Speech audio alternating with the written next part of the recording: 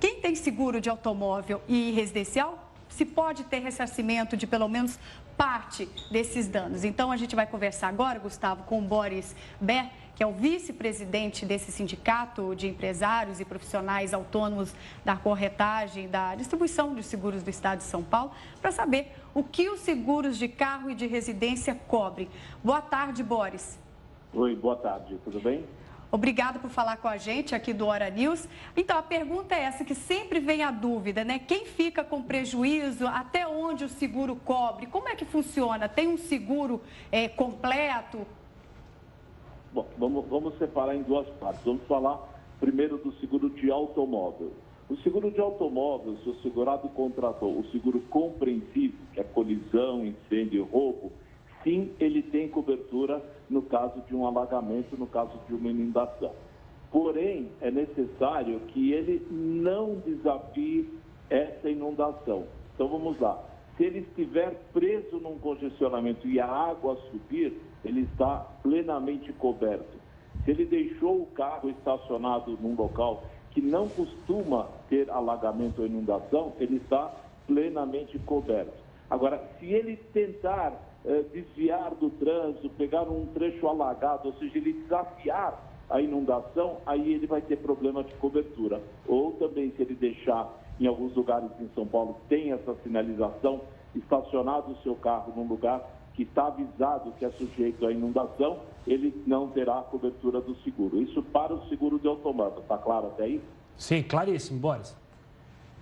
Bom, o que acontece, que a gente também tem que chamar atenção, os danos causados por uma inundação, principalmente nos carros mais modernos e pelo alagamento, ele danifica muito o carro. Além daquele cheiro horrível que fica, aquele mofo, que hoje nós já temos tecnologia, produto para amenizar isso, os carros hoje têm muitos componentes elétricos. Então, é muito comum que, num caso desse, em primeiro lugar, ocorra uma perda total por esses danos, porque alguns componentes não vão ficar bons. Com o tempo, eles vão dar defeito. E uma outra coisa também que o segurado deve evitar, quando ele estiver num lugar alagado, é funcionar o carro. Isso pode causar um calço hidráulico, ou seja, a entrada da água pelo cano de escapamento chegar até o motor e na hora que for fazer funcionar pode dar problema também e as companhias negam essa indenização. Isso com referência ao seguro de carro.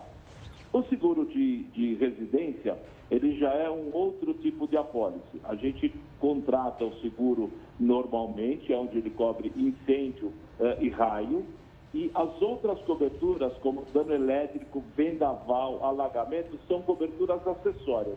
A gente tem que contratar essas coberturas, mas a companhia vai verificar previamente se aquele local também não é useiro em bezerro em ter alagamento. E aí tem essa diferença. Vendaval é aquilo que vem de cima, um vento forte que destelha, por exemplo, uma casa e a água entra dentro da casa. E a inundação é aquela água que vem, vamos chamar de baixo. Uma vem de cima, outra de baixo. É o transbordamento de rio, é o entupimento de avenidas. Esse é o tipo do dano que pode causar e estaria coberto desde que tenham essa cláusula, essas duas cláusulas contratadas à parte. E, Boris, e no caso de pessoas que estavam com o carro, por exemplo, no prédio, mas moram, por exemplo, numa região que pode ter alagamento e a água invadiu ali a casa. Ele também pode acabar não tendo o seguro do carro, não tendo esse prejuízo contemplado. E também qual é o tempo de demora para conseguir o contato com a seguradora, a confirmação que você, olha, não invadiu a enchente, não tentou passar pela enchente, como você disse, esse tempo de negociação entre a seguradora e depois o ressarcimento dos valores? Bom, primeiro, não é uma negociação, é a exigência de um direito. E isso é muito rápido. Hoje, todas as companhias oferecem, desde o momento que você precisar guinchar o carro no local até fazer a indenização, é muito rápido. Hoje, em 7, 10 dias, você está com o dinheiro para comprar um outro carro. Claro que você tem que apresentar a documentação do carro, o IPVA tem que estar quitado, tem uma série de exigências, mas padrão, como se você tivesse o carro roubado ou como você tivesse o carro colidido. As companhias têm muito bom senso nisso. As companhias entendem uma situação como desgraça, né, o que aconteceu hoje aqui em São Paulo, e algumas até colocam a sua frota de guincho gratuitamente para acionar. Elas entendem essa calamidade. Então, elas não causam grandes problemas, elas tentam entender o problema, conversar com o cliente, mas a gente não tem problema de indenização. É muito, muito rápido, realmente. Boris, em relação ao seguro residencial, no caso da pessoa que já tem um histórico, que mora numa região que sempre alaga, neste caso, a seguradora não aceita esse cliente? O seguro ele é para cobrir um evento incerto quanto à sua realização. O único seguro que tem o evento certo é o seguro de vida. Todo mundo vai morrer. Você faz um seguro de automóvel, você pode passar a vida inteira sem ter um prejuízo, um risco, uma batidinha.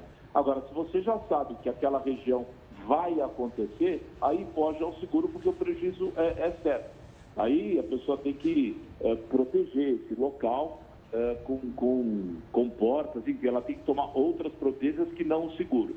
E se você me permite também, o mesmo acontece nos estabelecimentos comerciais, concessionárias de veículos, lojas, etc. Se elas já estão numa região que costuma alagar, ela não vai conseguir contratar o seguro de alagamento.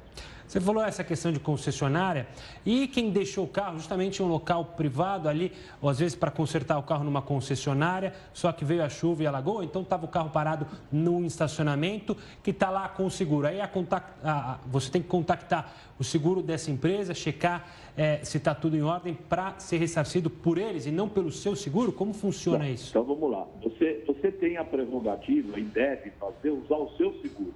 Para isso você procurou um corretor, um bom corretor e uma boa companhia. Depois que a tua companhia te indenizar, a companhia vai se ressarcir contra o causador ou contra o seguro do causador. Mas você tem a prerrogativa e deve usar o que a gente chama de primeiro risco, que é o teu seguro de automóvel. Isso serve para qualquer situação. Para um estacionamento, para um supermercado, para uma concessionária que você deixou para fazer o serviço. Você está coberto em todas as questões. Não importa aí, nesse caso, aonde ela está localizada. Porque você não tem o conhecimento que aquele local é o zero e vezeiro, você não desafiou a natureza para chegar lá, ou seja, você não contribuiu, você não facilitou, você não deixou o carro com os vidros abertos, por exemplo. Boris, voltando à sua explicação, né, do seguro compreensivo, que a pessoa, se ela desafiar a natureza, aí ela perde toda a cobertura. Como que vocês fazem esse controle, essa fiscalização? Veja, não se trata de controle e fiscalização. O seguro, como um todo, é um contrato de boa-fé. Eu, segurado, procuro um corretor que procura uma companhia e, de boa-fé, formulamos um contrato. Como eu te disse antes, a companhia tem muito bom senso. Quando eu digo desafiar, é claro que se você tiver, olha, eu tentei desviar porque aquela água estava subindo, estava me deixando numa situação, inclusive com risco de vida, é claro que ela vai indenizar. Ela vai pegar as suas declarações, ela vai dar uma vistoriada no local, hoje até com tecnologia, conferir, ver o que aconteceu em volta e provavelmente, muito rapidamente, ela vai fazer a indenização. O que eu alerto é que às vezes tem motorista que acha que tudo pode. Então, tem lá uma inundação, todo mundo falando para ele não ir, ele vai lá e foi. Aí realmente é uma situação mais difícil, mas é bastante rara. Acho que as pessoas hoje têm bastante cuidado, até medo de causar uma situação dessa. Boris, só para finalizar, você está falando da boa-fé, eu queria que você batesse na tecla sobre pessoas que possam mentir. Então, deixar bem claro para nunca mentir na hora que for falar com o seguro, né? Não, sem dúvida, né? No momento em que você mente ou que você omite, você perde os seus direitos, você perde a sua moral. Converse, procure o seu corretor tem um bom relacionamento com a companhia, muitas vezes você já é cliente há um bom tempo dessa companhia, tudo isso é levado em consideração. O que eu fiz aqui com vocês é mostrar o que está escrito nas condições gerais de uma pólice e alertar para que as pessoas não se arrisquem, não forcem a barra diante de uma situação crítica como essa que a gente viu hoje novamente. Então, sempre falar a verdade, sempre buscar o apoio do corretor para ele tratar tudo isso para você. Não se arriscar, até porque o prejuízo não é só material, né? Tem a vida da pessoa que é o mais importante. Boris, muito obrigada pela entrevista. Olha, eu aqui agradeço E procure sempre o seu corretor, que você vai ter um bom atendimento e não vai se decepcionar com a seguradora. E você que não tem o seguro, tenha o seguro. O seguro é uma forma de proteger o seu bem e a sua vida e os seus pertences, tá bom?